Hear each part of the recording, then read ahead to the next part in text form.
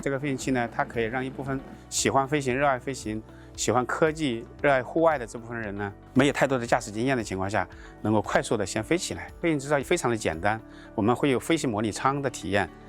因为它的智能化就是几个按键，你